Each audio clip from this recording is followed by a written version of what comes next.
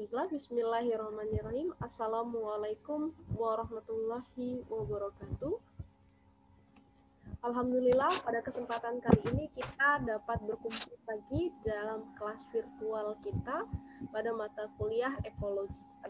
Pada kali ini, kita akan membahas tentang faktor pembatas. Apakah itu faktor pembatas? Apa sih maksud faktor pembatas? Dan siapa yang dibatasi? Dan apa yang akan membatasi? Untuk lebih jelasnya, mari kita akan simak bersama. Tampak di PowerPoint.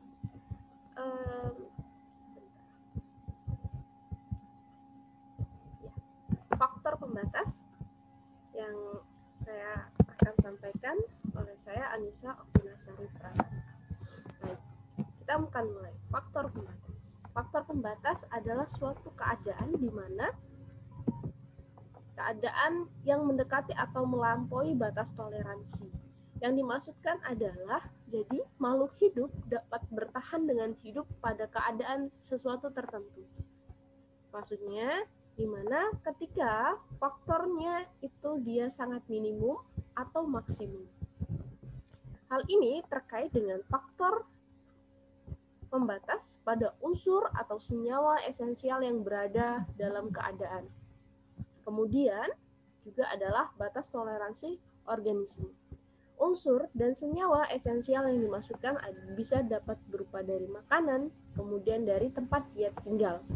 Di mana ini akan sangat bergantung pada kehidupannya, apakah dia akan bertahan dalam hidup ataupun tidak.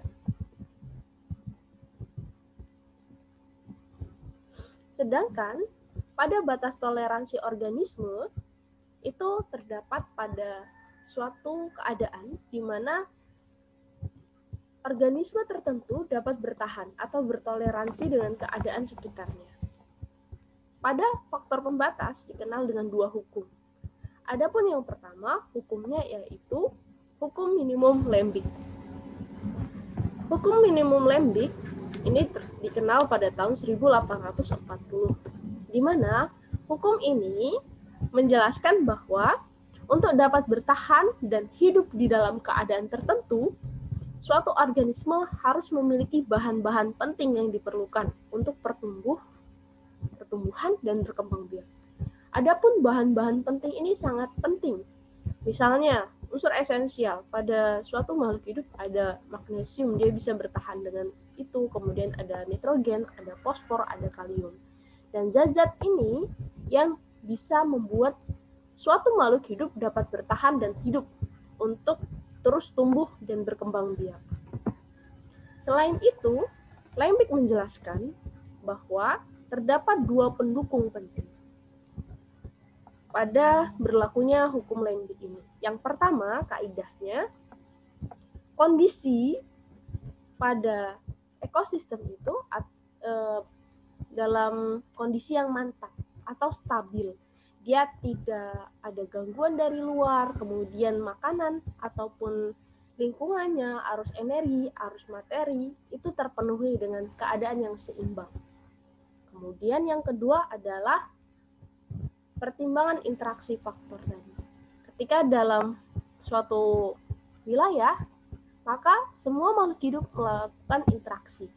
Dan ketika berinteraksi ini, hukum Lembik bisa berjalan di situ dengan keadaan yang seimbang. Contohnya seperti ini. Pada suatu ekosistem perairan, gas oksigen di perairan dengan konsentrasinya sangat kecil atau kecil ya. Dan oksigen itu kita tahu dibutuhkan untuk makhluk hidup pada hewan-hewan perairan untuk bernafas. Namun, karena oksigennya sangat kecil, ketersediaannya itu sangat kecil di perairan, maka ini akan menjadi faktor pembatas bagi pertumbuhan dan kelangsungan hidup organisme yang ada di air. Jadi, adanya sedikit, tapi dia bisa hidup gitu. Nah, ini adalah faktor limbik. Kondisinya itu stabil, tidak ada gangguan dari yang luar, tapi makhluk hidup ini akan dapat hidup dan bertahan pada kondisi seperti itu. Nah, Yang dijadikan faktor pembatas pada permasalahan contoh yang saya tampilkan ini adalah kondisi di mana oksigen yang sedikit gitu ya. Kemudian selanjutnya, adapun hukum yang kedua yaitu hukum toleransi Selford. Ini pada tahun 1913, di mana setiap organisme mempunyai suatu batasan toleransi, yaitu kisaran batas minimum dan kisaran batas maksimum ekologi. Nah, kita dapat tahu bahwa untuk menyatakan toleransi ini terkena beberapa istilah, yaitu steno yang berarti sempit. Ya, kita lihat nanti sempitnya wilayah seperti apa. Kemudian yuri berarti luas. Ada steno dan ada yuri. Di mana steno itu adalah batas minimum, kemudian yang yuri itu adalah batas maksimum atau yang berarti luas. Seperti contoh seperti ini. Nah, pada kolom ini kita lihat bahwa faktor lingkungan ini seperti suhu, air, salinitas, makanan, tanah, seleksi habitat, ini merupakan faktor ekologinya. Kemudian yang toleransi atau batas steno itu dinamakan stenotermal. Kemudian yang toleransi atau yuri internal itu merupakan untuk menyebut suhu. Kita lihat di sini ya, thermal. Steno kan tadi artinya adalah sempit. Kemudian yuri, tapi ditulisnya iret ya. Ini berarti luas. Begitu juga dengan air. Stenohidrik, irid, air. Ini merupakan batas. Batasan toleransi sempit dan batasan toleransi luas. Nah, faktor ini bisa menjadi faktor pembatas suatu organisme yang ada atau yang hidup untuk dia tumbuh dan berkembang biak. Kita ambil contohnya seperti ini. Tadi yang rendah, apa namanya? Ya, steno. Kemudian yang tinggi adalah yuri. Nah, faktornya ini bisa kita tergantung pada makanan dan ketergantungan kepadatan. Ini bisa menjadi juga pada makanan dan ruang. Kemudian tidak tergantung kepadatan itu contohnya pada iklim dan bencana alam. Jadi, makhluk hidup dapat bertahan hidup dengan baik dalam keadaannya ketika pada steno dia rendah, pada suhu tertentu, misalnya kita ambil suhu, itu dia akan terjadi pada keadaan yang optimal, pada keadaan kelimpahan besar ini. Sedangkan ada batas tertentu, di sini tidak ada organisme sama sekali, kemudian organisme sedikit. Nah, ini terkait pada daerah tekanan fisiologi. Sedangkan pada yang tinggi pun juga seperti itu. Dia ada daerah tekanan fisiologi di sini, kemudian di sini ada yang tidak ada sama sekali organismenya. Sedangkan pada area tengah kita lihat bersama bahwa faktor lingkungan sangat mempengaruhi. Saya ambilkan contoh pada oksigen tadi. Ketika kadar oksigennya sangat rendah, maka dia tidak ada organisme yang dapat hidup. Ketika dia sedikit, melalui tekanan fisiologi tadi, perubahan pada fisiknya, dia melakukan adaptasi, melakukan pembiasaan, maka akan ada sedikit dari organisme yang dapat hidup. Kemudian pada kondisi seimbang ataupun tidak ada permasalahan di situ, maka terjadilah selang kelimpahan terbesar atau di mana makhluk hidup dapat tumbuh dan berkembang baik pada jarak optimal ini. Selang kelimpahan, sehingga kurvanya tinggi ya. Kemudian pada mendekati daerah yang maksimal atau tinggi, oksigennya terlalu tinggi juga, dia akan menjadi sedikit. Atau contoh lain, kita dapat artikan pada iklim, di mana iklim ini sangat panas, kemudian ini sangat dingin, seperti itu. Jadi dia makhluk hidup itu dapat bertahan pada selang jarak optimal ini. Selanjutnya, faktor pembatas menyebabkan spesies menerapkan strategi untuk bertahan hidup. Jadi, faktor batasan ini, baik yang rendah maupun yang tinggi, akan membentuk makhluk hidup untuk berjalan dengan kehidupannya untuk bertahan supaya dapat hidup dan terus berkembang biak. Dia bisa bertahan hidup, melakukan kelangsungan hidup, dan mendukung kehidupannya untuk lebih lanjut, sustainable dan survive dia. Selanjutnya, adapun faktor pembatas fisik itu ada suhu, oksigen, cahaya matahari, kadar sanitas atau kadar garam, kemudian karbon dioksida, air, tanah, dan pH. Ini adalah beberapa faktor pembatas secara fisik. Di mana ketika salah satu faktor ini dapat mempengaruhi keberadaan makhluk hidup pada suatu tempat tertentu. Jadi ketika oksigennya kurang, maka dia akan mengalami penurunan populasinya.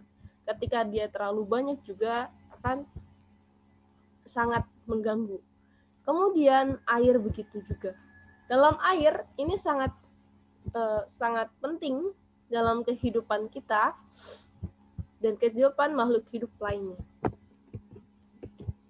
Nah, ini adalah pengaruh suhu pada hewan. Kita ambilkan contoh. Bervariasinya habitat hewan menyebabkan toleransi hewan terhadap suhu juga berbeda. Bentuk adaptasi hewan terhadap perubahan suhu itu disebut termoregulasi. Termoregulasi adalah pengaturan fisiologis tubuh untuk menjaga keseimbangan produksi panas dan kehilangan panas sehingga suhu tubuh dapat dipertahankan secara konsisten. Nah, berdasarkan panas tubuhnya, hewan ini dibagi menjadi dua, yaitu ektoterm dan endoterm. Di mana kelas ektoterm ini adalah kelas ikan atau amfibia, ikan itu viscus ya, dan amfibia, di mana dia memiliki atau biasa disebut dengan hewan berdarah dingin. Kemudian dalam endoterm, contohnya aves dan mamalia. Kenapa suhu panas tubuh ini sangat penting? Karena untuk mengatur fisiologi tubuh yang ada pada tubuh hewan tersebut dan disesuaikan dengan tempat tinggalnya. Nah, ini adalah alat ukur untuk mengukur suhu atau termometer. Ini contoh hewan tadi ya, hewan yang berdarah panas atau endoterm, kita sebut saja endoterm ya. Ini pada kelas mamalia, kemudian ini endoterm pada kelas aves. Nah, ternyata suhu juga tidak hanya berpengaruh pada hewan, begitu juga dengan tumbuhan. Kita tahu suhu tumbuhan biasanya kurang lebih sama dengan suhu sekitarnya karena adanya pertukaran suhu yang terus-menerus antara tumbuhan dan udara sekitar melalui stomata ataupun lentisel. Kisaran toleransi suhu bagi tumbuhan sangat bervariasi. Untuk tanaman di tropika, semangka dapat mentoleransi suhu kurang lebih antara 15 derajat Celcius sampai dengan 18 derajat Celcius. Sedangkan untuk biji-bijian tidak bisa hidup dengan suhu di bawah minus 5 derajat Celcius. Nah, ini adalah batas-batas yang membuat makhluk hidup tidak dapat hidup atau yang biasa disebut dengan faktor pembatas tadi. Nah, tumbuhan air umumnya mempunyai kisaran toleransi suhu yang lebih sempit jika dibandingkan dengan tumbuhan daratan. Kita lihat di sini semangka ya. Semangka ini memiliki toleransi antara 15 derajat Celcius sampai dengan 18 derajat Celcius. Kemudian kita lihat di sini ada enceng gondok. Dia memiliki kisaran suhu yang lebih sempit dibandingkan dengan tumbuhan di daratan. Kemudian biji-bijian itu dia tidak dapat hidup di bawah suhu 5 derajat Celcius. Jadi ini yang menyebabkan dia tidak dapat hidup, atau toleransi dia hidupnya hanya seperti itu. Hanya itu. Itu pada suhu. Nah, adapun selanjutnya ada garam-garam biogenik. Garam-garam biogenik ini merupakan elemen esensial yang terlarut atau garam-garam yang terlarut dan berguna bagi kehidupan. Dalam garam-garam biogenik ini terdapat dua. Yang pertama mikronutrien, yang kedua yaitu makronutrien. Mikronutrien ini adalah elemen yang harus ada dalam kebutuhan hidup makhluk hidup, namun jumlahnya kecil. Bisa kita lihat contohnya ada Fe atau besi, mangan, kemudian kalsium, zinc, MO, Cl, dan Co. Kemudian ada makronutrien, ini harus ada pada makhluk hidup untuk berperan penting pada protoplasma dan dibutuhkan relatif besar. Ada karbon, hidrogen, oksigen, sulfur, fosfor, natrium, kalium, dan magnesium. Ini adalah makronutrien yang sangat dibutuhkan, yang relatif besar garam-garam ini untuk pertumbuhan dan penting bagi protoplasma dalam jumlah yang besar. Kalau mikro tadi kecil, kalau makro itu besar. Dan garam-garamnya garam-garam nutrien ini. Selanjutnya, ini pada faktor pembatas tanah, kita lihat di sini pada elemen tanah memiliki beberapa struktur tanah, di mana tanah ini memiliki lapisan yang berada di atas. Kita lihat yang di A, ini merupakan tanah yang subur. Tanah ini biasanya disebut tanah humus, di mana tanah-tanah ini berasal dari tumbuhan atau organisme hewan yang telah membusuk. Dan pada A ini sangat baik untuk bercocok tanam atau melakukan kegiatan pertanian. Selanjutnya, pada lapisan B, kita lihat di sini adalah lapisan yang terbawa oleh air dan mengendap. Lapisan ini sering dikenal dengan nama tanah liat. Biasanya digunakan oleh manusia untuk membuat alat-alat tertentu, tembikar ya, seperti guci, kemudian vas bunga, alat-alat ini. Kemudian yang ketiga, pada lapisan C merupakan lapisan yang terdiri dari bongkahan batu yang banyak.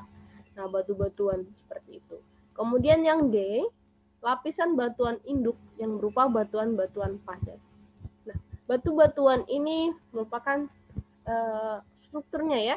Kita lihat di sini ada humus, kemudian ada tanah liat, batu-batuan kecil, kemudian batu-batuan besar.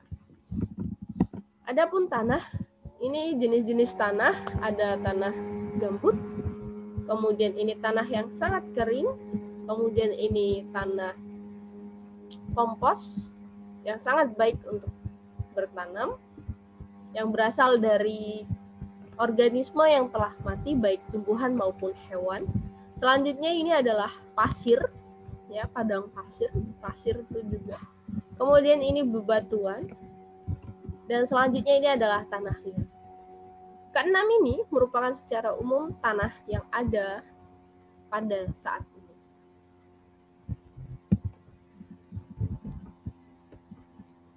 Tanah.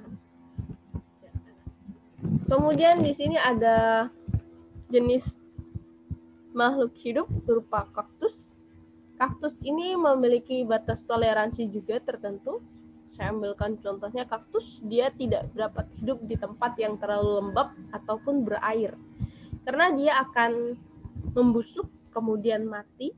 Tetapi dia tempat yang kering, kemudian tidak terlalu banyak air, dan media tanamnya atau dia dapat hidup pada tanah yang berpasir. Selanjutnya, bakau, kita bandingkan ya dengan bakau. Bakau ini adalah organisme atau tumbuhan yang hidup pada daerah perairan. Biasanya terdapat pada air payau dan dengan akar-akarnya dia kuat untuk sampai ke daerah yang berair tadi. Menjaga supaya tidak terjadi abrasi. Kemudian kita lihat adaptasi pada hewan-hewan laut. Di sini ada gambar dolphin, kemudian beberapa ikan-ikan yang lain. Tentu ini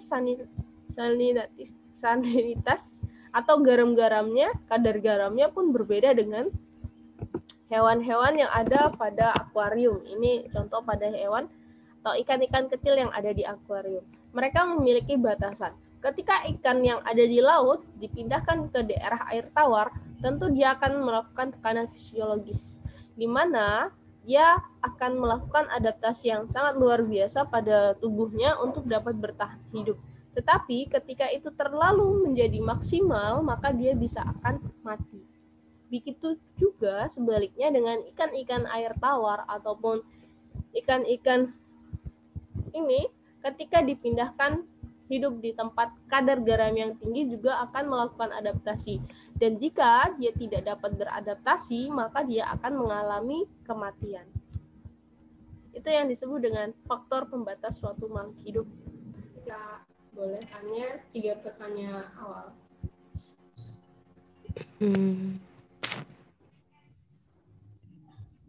Kalau misalnya ada hal-hal yang belum jelas, boleh ditanyakan. Kalau terlalu cepat gimana?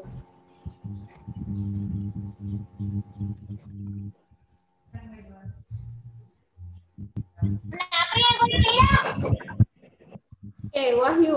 Silakan Wahyu.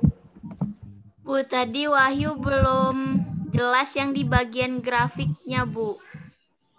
Jadi grafik yang tadi ya? Iya. Kemudian saya tanya langsung, ini dulu ya, saya langsung jawab aja dulu ya. Grafik ini yuk. Kok ini sih tampilan?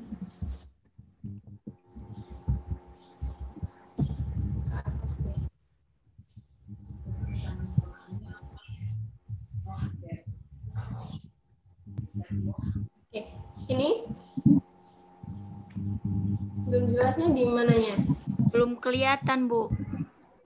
Oh, belum kelihatan. Udah nampak belum? Belum, Bu. Belum, Bu.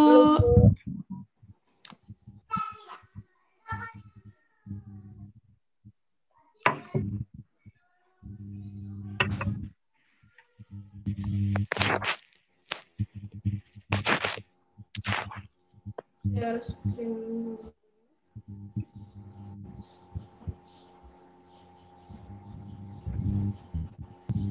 nampak? Dapat terlihat dengan jelas? Belum? Sabar, Bu. Sudah. Oh, sudah ya. Jarak opsional sama selang kelimpahan terbesar itu maksudnya gimana, Bu?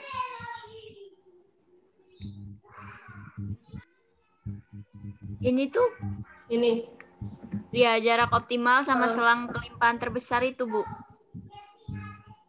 Oh, ini. Ya, jadi kan tadi kita contohkan kalau di sini tadi terkait dengan suhu ya. Misalnya suhunya di sini 0 derajat. Di sini berapa tadi? Misalnya 100. 100 kan mendidih ya kalau air itu.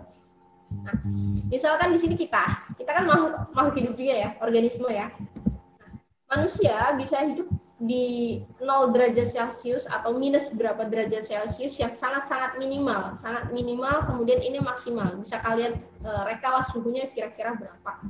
Kemudian, misalkan di sini tadi 0 atau negatif 100 dan di sini 100 derajat gitu kan. Nggak mungkin ada kehidupan misalnya di situ. Manusia, saya gunakan manusia. Oke, di sini daerah intoleran atau tidak ada toleran sama sekali itu tidak ada organisme sama sekali. Di sini misalkan ada organisme sedikit ketika dia sudah masuk ke dalam suhu yang bisa normal lah sekitar 30 sampai 40. Dan suhu yang sedang, yang ketika jarak optimal, ini adalah suhu di mana manusia atau makhluk hidupnya tadi bisa beradaptasi dengan baik. Kalau misalnya suhu, berarti tadi yang kita bahas adalah kurang lebih sekitar 40 sampai 30 sampai 35 gitu, masih normalnya si ini ya. Normalnya suhu gitu, yang bisa beradaptasi di manusia. Kemudian ini jarak optimal itu banyaknya individu yang bisa hidup di situ. Nah, kemudian yang di sini dia yang sedikit, kemudian ini nggak ada sama sekali organisme. Gimana? Termasuk cacing-cacing gitu juga nggak ada, Bu, di sana, Bu? Iya, nggak ada. Kita bisa kita bisa untuk contohnya itu bisa macam-macam ya, nggak hanya suhu. Jadi kita bisa cari yang lain, misalnya dengan yang di atasnya kita bisa lihat contohnya dari makanan atau misalnya dia. Nah, nih. Dari makanan, kemudian tanah, kemudian sanitas, atau misalnya dia ini zat garamnya gitu. Itu kalau misalnya dia semakin pekat, itu akan berbeda sama makhluk hidup dengan yang tidak pekat. Dia akan beradaptasi lebih lanjut. Kemudian tanahnya juga tadi ya, seperti contohnya ya tadi. Kalau tanah, misalnya di sini adalah tanah pasir, sangat pasir. Kemudian di sini sangat gembur. Nah, tumbuhan yang di sini tentu akan berbeda. Misalkan di sini si kaktus dia dapat bertumbuh dengan kaktus tumbuhnya bagus di sini, dengan di sini penuh air, kemudian di sini sangat kering ya, tapi kering banget juga kaktus akan mati gitu. Nah, itu adalah menjadi faktor pembatas si makhluk hidup itu bisa bertahan. Itu kalau misalnya tanaman. Misalnya dia itu tanaman air, tapi dia ditempatkan pada tanaman yang tandus, dia akan mati gitu ya. Seperti kebalikannya tadi. Bakau ditanam di padang rumput tadi, padang pasir gitu kan. Iya di laut kan, memang rumahnya di laut gitu. Ada habitatnya di rumahnya. Tapi itu akan berbeda ketika dia ditaruh di padang pasir gitu. Hanya pasir doang, nggak ada airnya. Apakah dia bisa hidup? Seperti itu makanya menjadi batasan dia bisa hidup gitu. Nah, itu tergantung dalam iklim dan bencana alam. Ada makanan, ada ruang lingkup dia bisa hidup. Kayak gitu. Dan kalau jarak optimal berarti ini adalah jarak maksimal dia bisa hidup. Maksudnya gimana? Maksudnya ini adalah jumlah populasinya, dari faktor lingkungannya itu apa aja. Dari ini kan jumlah populasinya kan makin tinggi kan? Nah, tinggi ini kan maksimal di sini. Ini kan sedikit nih populasinya. Ini kan sedikit, terus makin masuk ke sini dia semakin tinggi. Nah, faktor lingkungannya ini mendukung untuk dia bisa hidup. Dari suhunya, dia tidak jadi batasan, kemudian dari tanah, udara, seperti itu. Ini disebut batas toleransinya. Ini toleransi itu dia mulai ada, dia bisa hidup, bisa survive di situ. Kalau di sini kan berarti hukum si limbik ya, pokoknya dia bisa hidup ketika ada syarat minimalnya. Ini untuk si limbik. Oke, gimana Wahyu? Udah, Bu. Terima kasih, Dan Bu. teman-teman kalau ada lagi yang mau tanya, nggak masuk yang dari yang ini, boleh? Saya, Bu. Ya, silakan Desta. Kan di sini faktor pembatas itu ada tergantung kepadatan sama tidak tergantung kepadatan. Terus yang maksudnya kepadatan itu apa, Bu? Kepadatan. Oh ya. Kepadatan ini adalah jumlah individunya yang di dalam tempat itu. Misalnya gini, kalian mengembangbiakan bakteri dalam satu cawan Petri. Kalau pada waktu namanya makhluk hidup kan butuh makanan ya. butuh makanan, semakin banyak spesiesnya, maka akan semakin banyak makanannya. Ketika satu cawan Petri itu untuk 100, misalnya kapasitasnya 100, tapi di situ sudah 150, tentu akan berebut kan? Nah, kan mati. Nah, seperti itu. Jadi tidak tergantung kepadatannya di situ. Tapi di sini pembatasnya tidak tergantung pada kepadatan, ini tergantung pada kepadatan. Kalau misalnya kepadatan, iklim sama bencana alam. Kan ketika suhunya berubah, maka dia kan mempengaruhi kehidupannya dia yang di dalamnya. Kalau yang tadi contohnya saya tadi yang pertama ini tergantung kepada kepadatan jumlahnya ya. Kalau tidak tergantung kepadatan, dia tadi iklim sama bencana alam. Paham nggak? Tadi kan dari satu cawan Petri ya kecil ya. Cawan Petri masih ingat nggak? Yang kaca itu atas bawah. Misalnya kita pakai media agar. Kemudian di situ ada kita kasih makanannya misalnya glukosa kasih. Nah kemudian ruangannya kan sangat kecil, hanya secawan Petri. Kemudian ada makanannya tadi. Semakin dia tumbuh, semakin beranak pinak, berkembang biak dia di situ, maka akan habis kan makanannya dan ruangannya juga akan habis penuh. Ketika penuh ya udah gitu kan habis dia. Akan terjadi rebutan, akan terjadi persaingan, akan terjadi kompetisi gitu. Itu tergantung pada kepadatan. Kemudian kalau tidak tergantung pada kepadatan ya seperti iklim tidak mempengaruhi. Kemudian bencana alam, ketika bencana alam datang ya sudah. Jadi tidak membatasi dia untuk kepadatannya. Iya Bu, makasih. Iya, sama-sama. Oke, selanjutnya Cindy coba, Cindy boleh. Bu, jadi kan tadi Cindy Wulan. Iya, saya.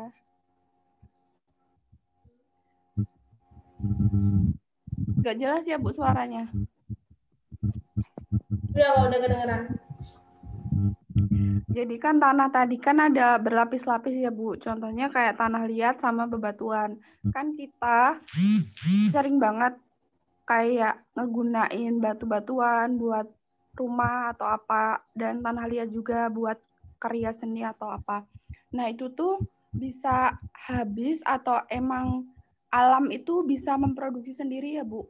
Karena kalau menurut saya kok nggak habis-habis gitu. Ada yang bisa bantu jawab? Asal mula tanah dari mana? Siapa tuh saya? Pakai ini dia. Pakai reset. Desta ya? Iya Bu. Oke, silahkan coba gimana Des? Kok nggak habis-habis gitu loh? Padahal orangnya nambah terus. Kalau menurut saya itu dari apa sih Bu? Erosi dan abrasi itu Bu. Jadi kalau misalkan batu semakin sering terkena panas dan hujan, dia akan lapuk dan menjadi tanah. Ya, Bu. Oke, terima kasih. Ada yang mau menambahkan? Ya, Bu. Ya, silakan. Kalau menurut saya kan walaupun tanah ini banyak digunakan ya Bu, tapi kan banyak juga makhluk hidup itu yang mati ya Bu ya. Nah, apa namanya busukan atau fosil-fosil makhluk hidup itu kan nantinya dia juga jadi tanah gitu Bu, kayak lapisan apa namanya lapisan tanah humus itu kan dia berasal dari hewan atau tumbuhan yang membusuk. Jadi tumbuhan dan hewan atau manusia yang sudah meninggal itu nantinya akan jadi tanah. Jadi kayak melengkapi gitu. Ada yang diambil, ada lagi yang menambahkan, maksudnya yang dari makhluk hidup dan yang lainnya itu kan dia jadi tanah lagi. Gitu. Iya, benar. Ada lagi mau nambahin? Tanah itu kira-kira dari apa? Kalau batu dari apa?